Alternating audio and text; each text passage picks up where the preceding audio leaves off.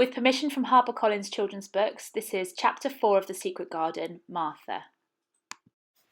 Good morning, wonderful friends. We're going to be reading Chapter 4 today, which is called Martha. It's quite a long chapter, but it's an exciting one. When she opened her eyes in the morning, it was because a young housemaid had come into her room to light the fire and was kneeling on the hearthrug, raking out the cinders noisily. Mary lay and watched her for a few moments and then began to look about the room. She had never seen a room at all like it and thought it was curious and gloomy. The walls were covered with tapestry with a forest scene embroidered on it. There were fantastically dressed people under the trees, and in the distance there was a glimpse of the turrets of a castle. There were hunters and horses and dogs and ladies. Mary felt as if she were in the forest with them. Out of a deep window she could see a great climbing stretch of land which seemed to have no trees on it and to look rather like an endless dull purplish sea. "What is that?" she said, pointing out to the window. Martha, the young housemaid who had just risen to her feet, looked and pointed also. "That there?" she said. "Yes." "That's more," with a good-natured grin. "Does thou like it?" "No," answered Mary, "I hate it."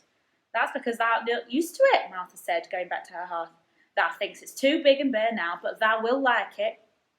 "Do you?" inquired Mary. "Aye, that I do," answered Martha, cheerfully polishing away at the grate. "I just love it. It's none and bare. It's covered with growing things that smell sweet. It's fair lovely in spring and summer when the gorse and broom and heather's in flower. It smells of honey, and there's such a lot of fresh air, and the sky looks so high, and the bees and skylarks make such a nice noise humming and singing. Hey, I wouldn't live away from it more for anything." Mary listened to her with a grave, puzzled expression. The native servants she had been used to in India were not in the least like this. They were obsequious and servile, and did not presume to talk to their masters as if they were their equals. They made salams and called them protector of the poor, and names of that sort. Indian servants were commanded to do things not asked. It was not the custom to say please and thank you, and Mary had always slapped her ayah in the face when she was angry. She wondered what this girl would do if one slapped her in the face. She was a round, rosy, good-natured looking creature, but she had a sturdy way which made Mistress Mary wonder if she might not even slap back if the person who slapped her was only a little girl. "You are a strange servant," she said from her pillows, rather haughtily. Martha sat up on her heels with her blacking brush in her hand and laughed without seeming the least out of temper. "Hey, I know that," she said. "If there was a grand missus at Misselthwaite, I should never have been even one of the under housemaids. I might have been let to be a scullery maid, but I'd never been let upstairs. I'm too common, and I talk too much Yorkshire.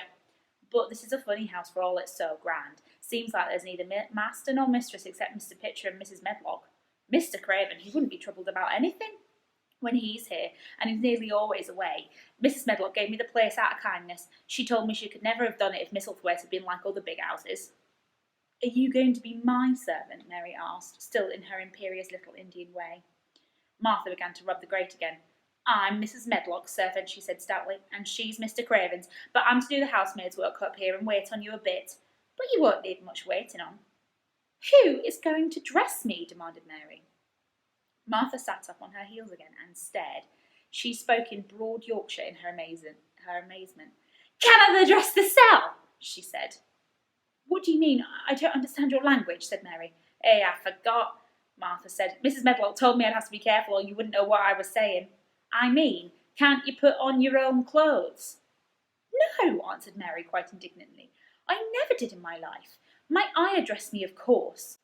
"Well," said Martha, evidently not in the least aware that she was impudent, "it's time thou should learn. Thou cannot begin younger. It'll do thee good to wait on thyself a bit. My mother always said she couldn't see why grand people's children didn't turn out fair fools, what with nurses and being washed and dressed and took out to walk as if they were puppies." "It is different in India," said Mistress Mary disdainfully. She could scarcely stand this, but Martha was not at all crushed. "Look at this." It's a little cutout, and you can cut Mary out and cut all her clothes out of it, you see, and then make a little model of what Mary might have been wearing at the time.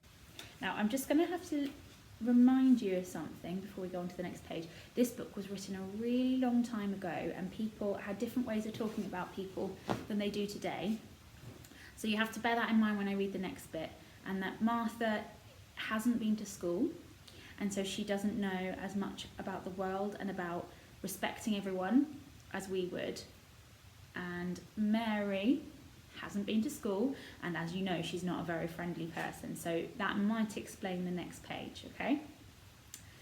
I can see it's different, she answered almost sympathetically. I dare say because there's such a lot of blacks there instead of respectable white people. When I heard you was coming from India, I thought you was a black too. Mary sat up in bed furious. What? She said. What? You thought I was a native? You daughter of a pig! Martha stared and looked hot. Who are you calling names? She said. You needn't be so vexed. That's not the way for a young lady to talk. I've nothing against the blacks. When you read about them in tracts, they're always very religious. I've never seen a black, and I was fair pleased to think I was going to see one up close. When I came into the light to light your fire this morning, I crept up to your bed and I pulled back the cover, careful to look at you, and there you was, disappointedly. No more black than me, for all you're so yeller. Mary did not even try to control her rage and humiliation. You thought I was a native. You dared. You don't know anything about natives. They're servants who must salaam to you. You know nothing about India. You know nothing about anything. She was in such a rage and felt so helpless before the girl's simple stare, and somehow she felt so horribly lonely and far away from everything she understood and which understood her, that she threw herself face downward on the pillows and burst into a passionate sobbing. She sobbed so unrestrainedly that good-natured Yorkshire Martha was a little frightened and quite sorry for her. She went to the bed and bent over her. You mustn't cry like that, she begged. You mustn't for sure. I didn't know you'd be vexed. I didn't know anything about anything, just like you said. I beg your pardon, miss, do stop crying. There was something comforting and really friendly in her strange Yorkshire speech and sturdy way, which had a good effect on Mary. She gradually ceased crying and became quiet. Martha looked relieved. It's time for thee to get up now, she said. Mrs. Medlock said I was to carry the breakfast and tea and dinner into the room next to this. It's been made into a nursery for thee. I'll help thee on with thy clothes if thou get out of bed, if the buttons are at the back and thou cannot button them up thyself. When Mary at last decided to get up, the clothes Martha took from the wardrobe were not the ones she had worn when she arrived the night before with Mrs. Medlock. Those are not mine, she said. Mine are black. She looked at the thick white wool coat and dress over and added with cool approval, those are nicer than mine. These are ones thou must put on, Martha answered. Mr. Craven ordered Mrs. Medlock to get him in London. He said, I won't have a child dressed in black wandering about like a lost soul, he said. It will make the place sadder than it is. Put a colour on her. Mother said she knew what he meant. Mother always knows what a body means. She doesn't hold with black herself. I hate black clothes, said Mary. The dressing process was one which taught them both something. Martha had buttoned up her little sisters and brothers, but she had never seen a child who stood so still and waited for another person to do things for her, as if she had neither hand nor feet of her own. Why doesn't thou put on thy own shoes? She said when Mary quietly held out her foot. My ayah did it, answered Mary, staring. It was the custom. She said that very often. It was the custom. The native servants were always saying it. If one told them to do a thing their ancestors had not done for 1,000 years, they gazed at one mildly and said, it is the custom, and one knew that was the end of the matter. It had not been the custom that Mistress Mary should do anything but stand and allow herself to be dressed like a doll, but before she was ready for breakfast she began to suspect her life at Misselthwaite Manor would end by teaching her a number of things quite new to her. Things such as putting on her own shoes and stockings and picking up things that she let fall. If Martha had been a well-trained, fine young lady's maid, she would have been more subservient and respectful, and would have known that it was her business to brush hair and button boots and pick up things and lay them away. She was, however, only an untrained Yorkshire rustic who had been brought up in a moorland cottage with a swarm of little brothers and sisters who never dreamed of doing anything but waiting on themselves, and on the younger ones who were either babies in arms or just learning to totter about and tumble over things. If Mary Lennox had been a child who was ready to be amused, she would perhaps have laughed at Martha's readiness to talk, but Mary only listened to her coldly and wondered at her freedom of manner. At first she was not at all interested, but gradually, as the girl rattled on in her good-tempered, honest, homely way, Mary began to notice what she was saying. You should see 'em all, she said. There's 12 of us and my father only gets 16 shillings a week. I can tell you my mother's put to it to get porridge for 'em all. They tumble about on moor and play there all day, and mother says the air of the moor fattens 'em. She says she believes they eat grass, same as the wild ponies do. Our Dickon, he's 12 years old and he's got a young pony he calls his own. Where did he get it? Said Mary.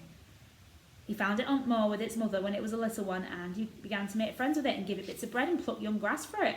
And it got to like him so, it follows him around and lets him get on its back. Dickon's a kind lad, and animals likes him. Mary had never possessed an animal pet of her own, and she had always thought she should like one. So she began to feel a slight interest in Dickon, and as she had never been interested in anyone before but herself, it was the dawning of a healthy sentiment.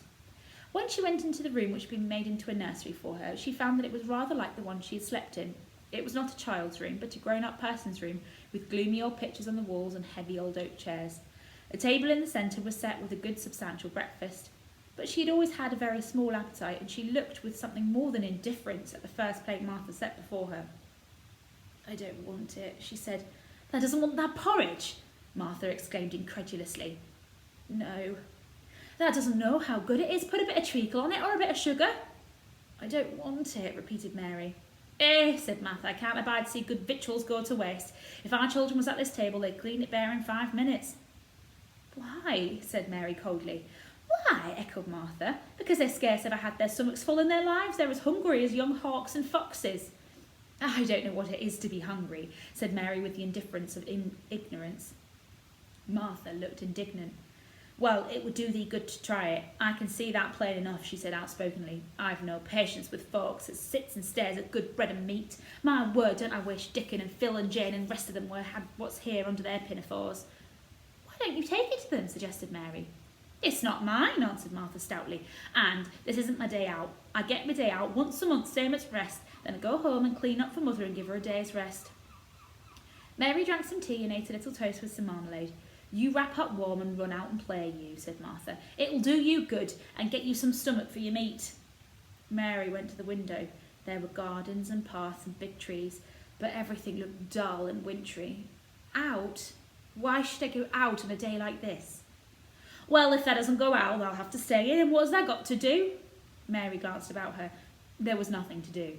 When Mrs. Medlock had prepared the nursery, she had not thought of amusement.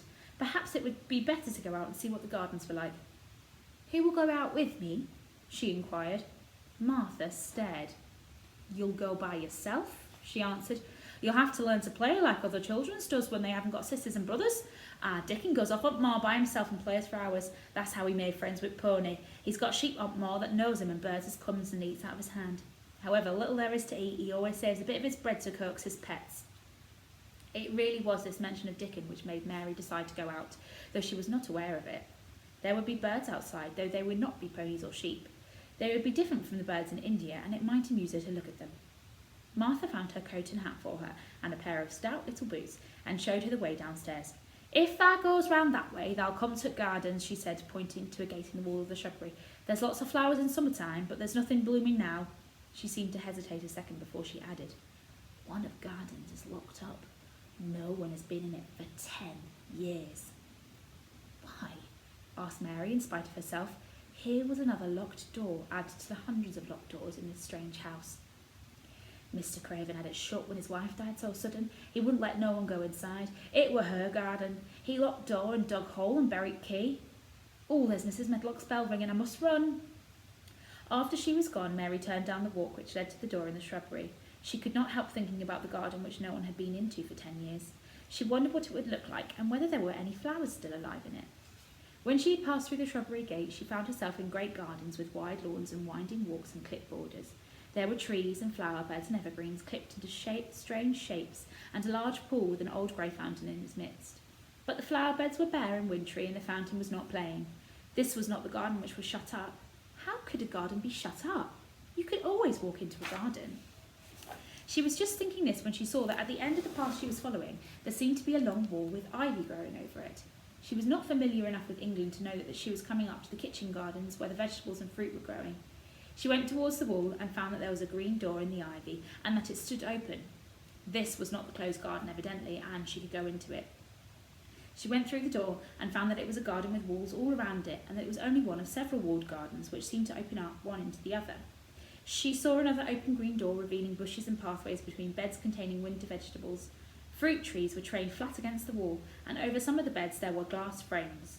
The place was bare and ugly enough, Mary thought as she stood and stared about her. It might be nicer in summer when things were green, but there was nothing pretty about it now. Presently, an old man with a spade over his shoulder walked through the door leading from the second garden. He looked startled when he saw Mary, then he touched his cap. He had a surly old face and did not seem at all pleased to see her, but then she was displeased with his garden and wore her quite contrary expression, and certainly did not seem at all pleased to see him. "What is this place?" she asked. "One at Kitchen Gardens," he answered. "What is that?" said Mary, pointing through the other green door. "Another of them," shortly. There's another one on the other side of that wall, and there's an orchard on the other side of that." "Can I go in them?" asked Mary. "If thou likes, but there's nowt to see." Mary made no response. She went down the path and through the second green door. There she found more walls and winter vegetables and glass frames, but in the second wall there was another green door, and it was not open. Perhaps it led into the garden which no one had seen for 10 years. As she was not at all a timid child and always did what she wanted to do, Mary went to the green door and turned the handle. She hoped the door would not open because she wanted to be sure she had found the mysterious garden. But it did open, quite easily, and she walked through it and found herself in an orchard. There were walls all around it also, and trees trained against them, and there were bare fruit trees growing in the winter brown grass, but there was no green door to be seen anywhere. Mary looked for it, and yet when she had entered the upper end of the garden, she noticed that the wall did not seem to end with the orchard, but to extend beyond it, as if it enclosed a place at the other side. She could see the tops of the trees above the wall, and when she stood still, she saw a bird with a bright red breast sitting on the topmost branch. It's a lovely picture here. And suddenly he burst into his winter song, almost as if he caught sight of her and was calling to her. She stopped and listened to him, and somehow his cheerful, friendly little whistle gave her a pleased feeling. Even a disagreeable little girl may be lonely, and the big closed house and big bare moor and big bare gardens had made this one feel as if there were no one left in the world but herself. If she had been an affectionate child who had used to be loved, she would have broken her heart. But even though she was Mistress Mary, quite contrary, she was desolate, and the bright-breasted little bird brought a look into her sour little face which was almost a smile. She listened to him until he flew away. He was not like an Indian bird, and she liked him and wondered if she should see him again. Perhaps he lived in the mysterious garden and knew all about it. Perhaps it was because she had nothing to do whatever to do that she thought so much of the deserted garden. She was curious about it and wanted to see what it was like. Why had Mr. Archibald Craven buried the key? If he liked his wife so much, why did he hate her garden? She wondered if she should ever see him, but she knew that if she did, she should not like him, and he would not like her, and that she should only stand and stare at him and say nothing, though she should be wanting dreadfully to ask him why he had done such a strange thing. "People never like me, and I never like people," she thought, "and I never talk as the Crawford children could. They were always talking and laughing and making noise." She thought of the robin, and of the way that he seemed to sing his song at her, and she remembered the tree-top he perched on. She stopped rather suddenly on the path. "I believe that tree was in the secret garden. I feel sure it was," she said. "There was a wall round the place, and there was no door." She walked back into the first kitchen garden she had entered and found the old man digging there. She went and stood beside him and watched him for a few moments in her cold little way. He took no notice of her, and so at last she spoke to him. "I have been into the other gardens," she said. "There was nothing to prevent thee," he answered crustily. "I went into the orchard. There was no dog at door to bite thee," he answered. "There was no door into the other garden," said Mary. "What garden?" he said in a rough voice, stopping his digging for a moment. "The one on the other side of the wall," answered Mistress Mary. "There are trees there, I saw the tops of them. A bird with a red breast was sitting on one of them, and he sang." To his surprise, the surly old weather-beaten face actually changed its expression. A slow smile spread over it, and the gardener looked quite different. It made her think that it was curious how much nicer a person looked when he smiled. She had not thought of it before. He turned about to the orchard side of his garden and began to whistle, a soft, low whistle.